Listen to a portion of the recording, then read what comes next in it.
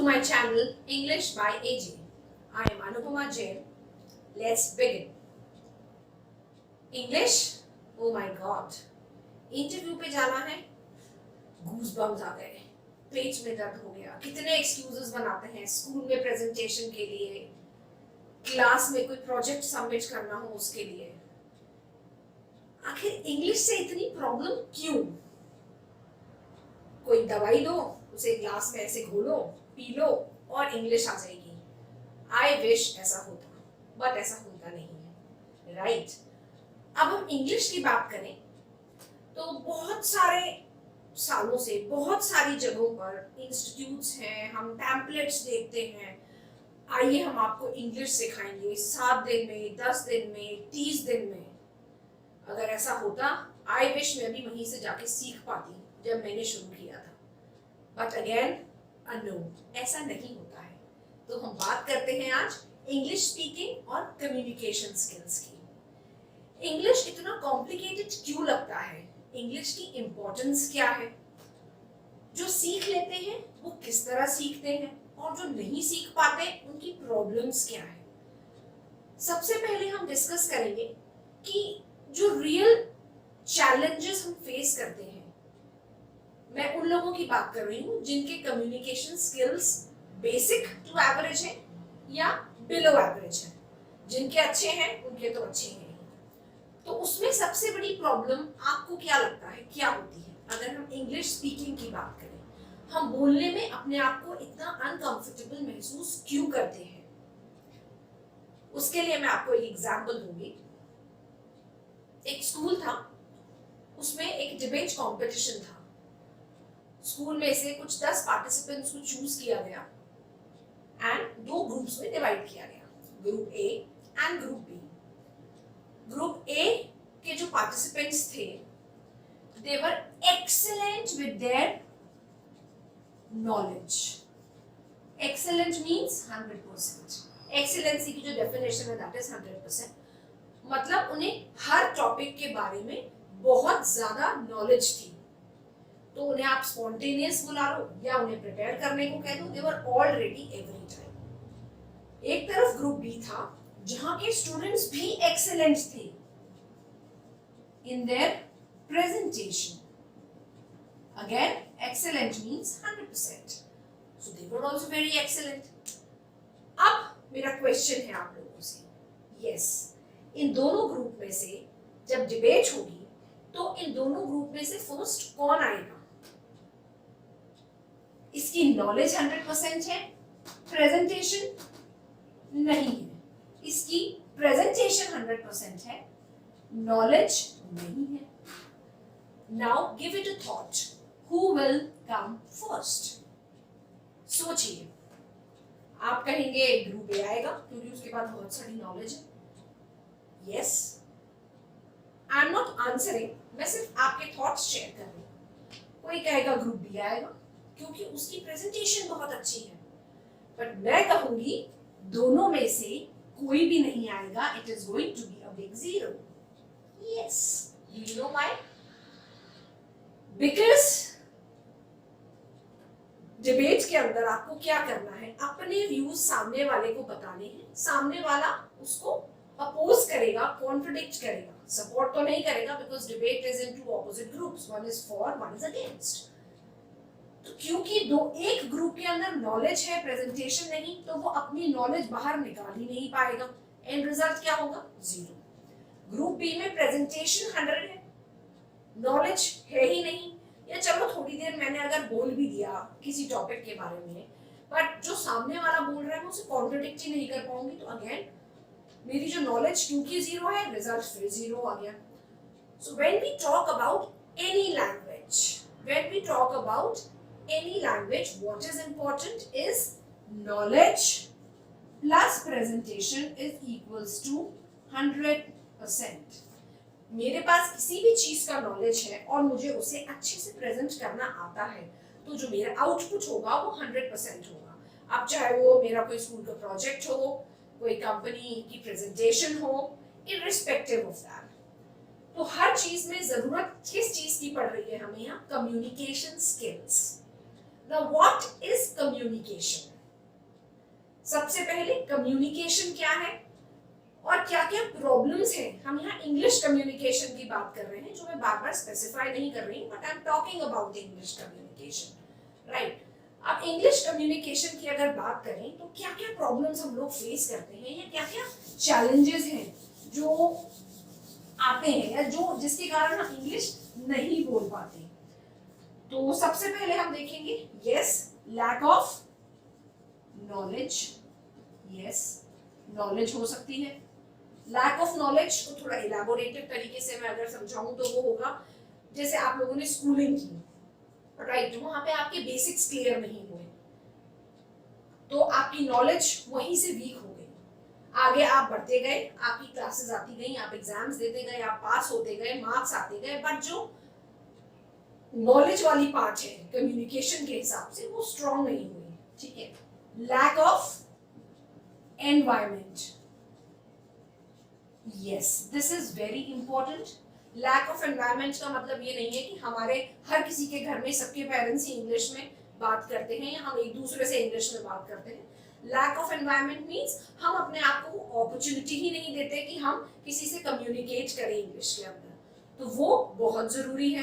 Then comes lack of presentation, yes, क्योंकि हमारे अंदर कॉन्फिडेंस ही नहीं है तो हमारे अंदर प्रेजेंटेशन ऑटोमेटिकली कम होगा, हमारी स्किल्स डेवलप्ड नहीं होंगी। Then yes lack of thoughts, yes you can say lack of thoughts. तो फाइनली जब हम इतनी सारी चीजों का लैक देखते हैं, नॉलेज है, एनवायरमेंट है, प्रेजेंटेशन, कॉन्फिडेंस, थॉट्स, आइडियाज, तो जो हमारा प्रेजेंटेशन आइडिया निकल कर आता है उसका रिजल्ट वो नहीं होता जो होना चाहिए। तो इसलिए हमें जरूरत पड़ती है इंग्लिश एंड कम्युनिकेशन स्किल्स को डेवलप करने की।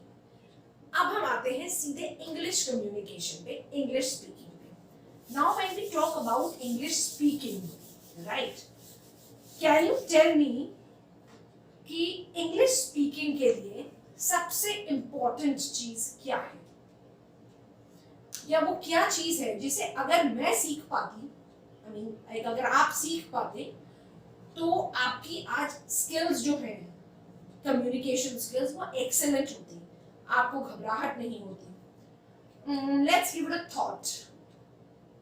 I think few of you will say grammar.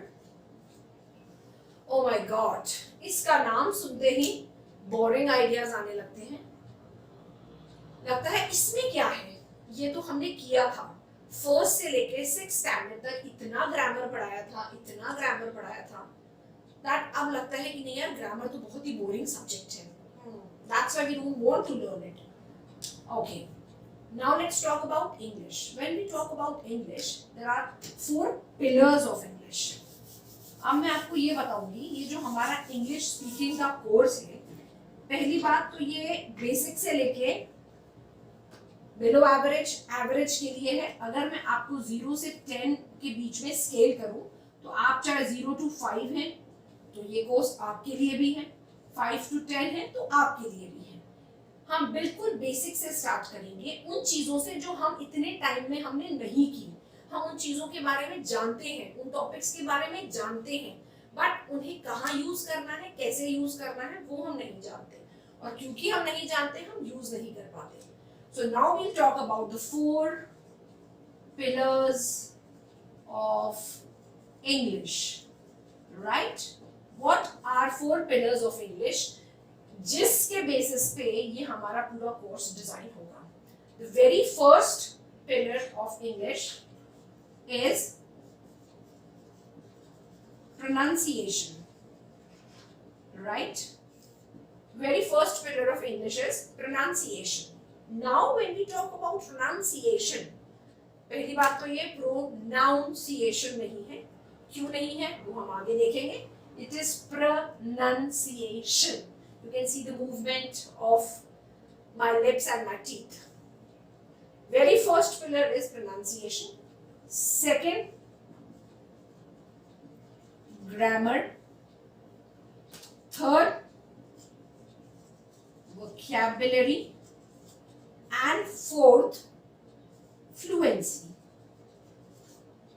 Now let's talk about them in detail. P, G, V, F. ये जो 4 लेटर्स हैं इन्हें हमेशा याद रखिएगा to be a effective communicator or to learn how to speak English. सबसे पहले पे आते हैं pronunciation. Pronunciation क्या होता है? Pronunciation को हिंदी में कहते हैं उच्चारण. हम किसी भी शब्द का किस तरह से उच्चारण करते हैं वो होता है pronunciation. अब इसमें प्रॉब्लम कहाँ आती है? हम सब अलग अलग स्टेट्स के होते हैं, अलग अलग जगह से होते हैं. बहुत होते हैं जिनकी तो एक्सेंट न्यूट्रल होती है, कईयों में रीजनल टंग इन्फ्लुएंस रह जाता है. ठीक है, RTI, कईयों में रीजनल टंग इन्फ्लुएंस रह जाता है, उसके कारण प्रोनाउंसिएशन एरर्स होते हैं. हमें ये नहीं पता होता कि इस वर्ड को कैसे बोलना है.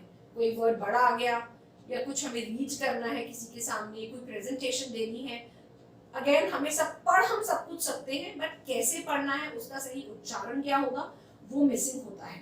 तो सबसे इम्पोर्टेंट चीज है प्रोनाउंसिएशन, जो हम हमारे कोर्स स्ट्रक्चर में सबसे पहले करेंगे. और ये जो चीज है ये आपने अभी तक कहीं पे भी नहीं देखी होगी. मेनली आपको जो सिखाया या बोला जाता है, कहते हैं हिंदी के सेंटेंसेस को ट्रांसलेट कर लीजिए, इंग्लिश आ जाएगी. ट्रेनर बोलेगा तो आप लोगों को इंग्लिश आ जाएगी. नहीं, ऐसा नहीं होता है. आप बोलेंगे तो आपको इंग्लिश आएगी, मेरे बोलने से आपको इंग्लिश नहीं आएगी. आप प्रैक्टिस करेंगे तो आपको इंग्लिश आएगी. तो पहली चीज है प्रोनाउंसिएशन, जो हम हमारे सेशन में सबसे पहले लेंगे. क्यों? क्योंकि प्रोनाउंसिएशन को जितना ज्यादा प्रैक्टिस किया जाता है वो उतना ज्यादा परफेक्ट होता है. इसलिए सबसे स्टार्टिंग में हम प्रोनाउंसिएशन कवर करेंगे, जिसमें बहुत सारी चीजें होंगी. साउंड्स होगा, कितने तरह के साउंड्स होते हैं, साउंड्स कैसे बनते हैं, साउंड्स की इंपॉर्टेंस क्या है. And I am sure you will definitely enjoy and learn. अगर आप वो हर चीज करेंगे जो मैं आपको बता रही हूँ और उसी तरह करेंगे जैसे मैं बता रही हूँ, I am 100% sure that you will learn how to speak English. Okay, second, grammar. I already said most of us don't like grammar. Grammar को हिंदी में बोलते हैं व्याकरण, जो बहुत से लोगों को नहीं, आधे से ज्यादा लोगों को बिल्कुल पसंद ही नहीं होती. क्यों? क्योंकि ये बहुत बोरिंग होती है, थियोरेटिकल होती है.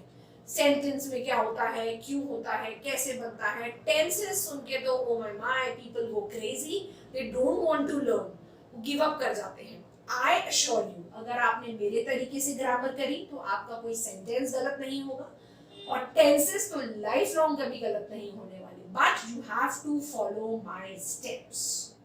Okay, third, vocabulary. मैं आपसे ये नहीं कह रही मार्केट में जाइए, ऑक्सफोर्ड की डिक्शनरी खरीद लीजिए और A to Z उसको लर्न करिए और फिर एक एक वर्ड यूज करना शुरू कर दीजिए. Sorry, this is not vocabulary. Vocabulary का मतलब है करेक्ट वर्ड को करेक्ट जगह पे यूज करना. आप अपने जो आइडियाज एक्सप्रेस करना चाहते हैं, आप उसे कैसे एक्सप्रेस करेंगे, वो वोकैबुलरी होता है, ना कि कॉम्प्लिकेटेड वर्ड्स को यूज करना वोकैबुलरी होता है. हाँ, कुछ लोगों की वोकैबुलरी बहुत अच्छी होती है, they have very good words to use, but क्योंकि हम यहाँ एज अ बिगिनर स्टार्ट करेंगे, इनिशियली हमें बोलना आना चाहिए. And fourth but the most important is fluency. Right, अब ये जो फ्लुएंसी है ये क्या होती है, आपकी जो एक लय होती है, मतलब आप अटक के बोलते हैं, आपको ये नहीं पता मुझे फुल स्टॉप कॉमा कहाँ लगाना है बोलते वक्त, आपकी जो स्पीच है उसमें कोई एक्सप्रेशन नहीं है, बस बोले ही जा रहे हैं. I have gone to Delhi and there I have visited so many places. They were so good. People are so attracted towards Delhi tourism. This is such a boring speech. So that is fluency. उसमें हम ये सब चीजें सीखेंगे, कहाँ pause लगाना है, कहाँ पे स्ट्रेस होगा, कहाँ नहीं होगा, कैसे फ्लुएंटली एक्सप्रेसिव तरीके से हमें बोलना है. अब हम चारों की जब बात करते हैं PGVF, just remember one thing, grammar is the heart of English. Yes, this is the heart of English.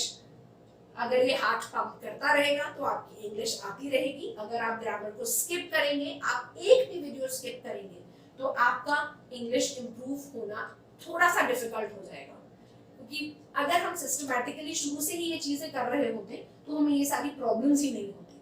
पर ठीक है, हमें एनवायरनमेंट नहीं मिला, हमें कोई बताने वाला नहीं मिला, और आज भी मैं कह रही हूँ आपको अपने ऊपर पूरा पूरा भरोसा, plus you have to be very very honest and practicing. अब मैं आपको कुछ टिप्स देना चाहूंगी जो आपको आज से ही शुरू करने हैं। सबसे पहली चीज, आज क्योंकि पहली क्लास है, इंट्रोडक्टरी क्लास है, उसमें हमने देखा इंग्लिश की जरूरत क्या है, इंग्लिश नहीं आती तो वो वीकनेसेस क्या है, उसे हम कैसे इंप्रूव करेंगे, और हमारा कोर्स स्ट्रक्चर हमने देखा। इन सबको हम कंप्लीट करेंगे इन डिटेल। कोई भी प्रॉब्लम्स हैं, आप any time you can right in the comment section and you will get a reply for sure. अब मैं आपको सबसे पहली टिप देती हूँ अगर आप इंग्लिश सीखना चाहते हैं तो। Very first thing, every day make a habit to read for 10 minutes. Right. Every day make a habit to read for 10 minutes. Read करने से क्या होगा? कोई भी चीज उठा लीजिए, आपके इंटरेस्ट का टॉपिक है, whether it is politics, whether it is sports, it can be makeup, it can be cooking, it can be any topic. कोई भी एक टॉपिक ले लीजिए and read it for 10 minutes. खत्म करने में टाइम लग रहा है तो ज्यादा ले सकते हैं, but minimum 10 minutes is the requirement to read every day. इससे क्या होगा, जब आप इंग्लिश बोलेंगे, इसमें सिर्फ आपको रीड करना है, समझना नहीं है। रीड करिए तो आप उस लैंग्वेज के साथ कंफर्टेबल होंगे, पहली चीज। Second thing, you have to write. Make a habit to write at least 10 lines every day. आज ही एक नोटबुक बनाइए, एकदम फ्रेश, day 1 स्टार्ट करिए। अब आपने जो रीड किया है, आप चाहें तो उसको भी अपने वर्ड्स में लिख सकते हैं, नहीं तो कुछ भी लिख सकते हैं। Suppose this is a training room, यहाँ पे क्या है, यहाँ पे कर्टन्स हैं, बोर्ड है, मार्कर है, मैम है, anything you can write, but you have to write 10 lines. आप सोच रहे होंगे कि मैम कह रही हैं हमें 10 lines लिखना है, बट अभी तो हमें इंग्लिश ही नहीं आती, हम कैसे लिखें? गलत लिखिए, स्टार्टिंग में गलत लिखिए, डे 1 से लिखिए, और जब सीख जाएंगे तो उस पेज को उठा के देखिएगा जो डे 1 का था, you will see where were you and where you had moved. So write, write and write. Then comes, you have to listen. Right, you have to listen. It can be any documentary in English.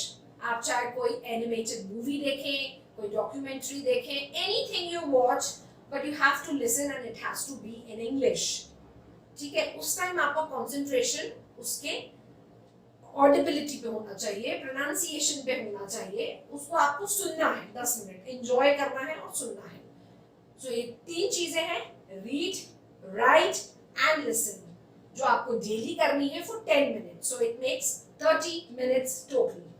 Now the most important part, ये सब तो हम पहले से ही करते आए हैं, but ठीक है, डेडिकेटली नहीं किया, रेगुलरली नहीं किया, अब हम इसे डेली करेंगे। एंड बिलीव यू मी, अगर आप इन तीनों चीजों को डेली करेंगे, you will see the change in yourself in the upcoming 7 to 10 days. Speak, आजकल तो टेक्नोलॉजी बहुत अपग्रेड हो रही है, तो स्पीक में आपको क्या करना है, record your voice. Speak on anything, record your voice, उससे आपके पास वो चीज सेव्ड भी रहेगी, और जब आप इंग्लिश बोलना धीरे धीरे सीखते जाएंगे, आप उसे हमेशा असेस कर सकते हैं कि मैं उस टाइम पर क्या बोलता था। So this is speaking. So read, right, listen and speak 10 minutes every day, that is 40 minutes, जो कि हर इंसान अपने डेली शेड्यूल में से बहुत इजीली निकाल सकता है। Then comes another thing which is again very important, और वो है जो आपको आज से ही करना है। एक तो आपको आज से एक कॉपी बनाना है, राइट, उसमें आपको ये सब चीजें करनी है, राइट उसमें करना है, then you have to record your voice. The most important thing जो आपको करना है, दैट इज, जिसके बिना आपको इंग्लिश नहीं आ सकती, बडी सिस्टम। आप आज ये वीडियो देख रहे हैं, जितना ज्यादा हो इसे शेयर करें, अपने फ्रेंड्स को बोलें कि भाई तुम भी ये वीडियो देखो, जो सीखना चाहते हैं, जो टाइम पास करना चाहते हैं उनके लिए नहीं, उन्हीं को अपना बडी बनाइए, और आप दोनों बैठ के ये जो स्पीकिंग वाला पार्ट है ये साथ में कर सकते हैं। जरूरी नहीं है आप फेस टू फेस साथ में बैठे हो, टेलीफोनिक हो सकता है, आप फोन पे कॉन्वर्सेशन कर रहे हैं, कोई भी टॉपिक आपने ले लिया, चलो आज पूरे दिन भर में मैंने क्या किया अपने फ्रेंड से डिस्कस करते हैं। तो buddy system, this is very important. The main reason why we lack good English speaking skills is because of the lack of buddy system. ये बहुत जरूरी है। हम कुछ सीख रहे हैं, हम उसकी प्रैक्टिस किसके साथ करेंगे? मिनिमम 2 जने चाहिए, maximum can be 5, can be 10. You will be lucky if you get 5 and 10, but yes, 1 is enough as well. तो इस बडी सिस्टम में हम सब कुछ कर सकते हैं, एक दूसरे की राइटिंग डिस्कस कर सकते हैं, एक दूसरे को सुन सकते हैं, रिकॉर्ड कर सकते हैं, स्पीक हम ऑलरेडी कम्युनिकेट कर ही रहे हैं, और रीडिंग सारी हमारी हो जाएगी। तो ये बडी सिस्टम आपको स्ट्रिक्टली फॉलो करना है। एंड प्लीज ये जितने भी आपके इन्फ्लुएंशियल थॉट्स हैं दिमाग में कि मैं इंग्लिश 7 दिन में सीखूंगा या 10 दिन में सीखूंगा या मुझे आज ही इंग्लिश आ जाएगी, मैं बहुत एक्सीलेंट स्पीकर बन जाऊंगा, माइंड में मैं सेंटेंसेस बनाऊंगा और ट्रांसलेट करूंगा, ये सारे थॉट्स को क्लास स्टार्ट होने से पहले बाहर निकाल दीजिए, बिकॉज ऐसा कुछ नहीं होगा। आप इंग्लिश सीखेंगे, that is for sure 100%, but only by practice, practice and practice. तो ये हमारा था आज का ओरिएंटेशन और इंट्रोडक्शन का सेशन। इसके बाद हमारा नेक्स्ट सेशन होगा जिसमें हम very first pillar of pronunciation discuss करेंगे in detail. So stay tuned. अगर आपको वीडियो अच्छा लगा है तो do like, share and subscribe, और सब्सक्राइब के पास में एक रेड बेल आइकन आ रहा है, उसको प्रेस कीजिए ताकि नेक्स्ट वीडियो का नोटिफिकेशन आपके पास जल्दी से आ जाए और आप अपनी कॉपी पेन लेके रेडी रहें। Thank you.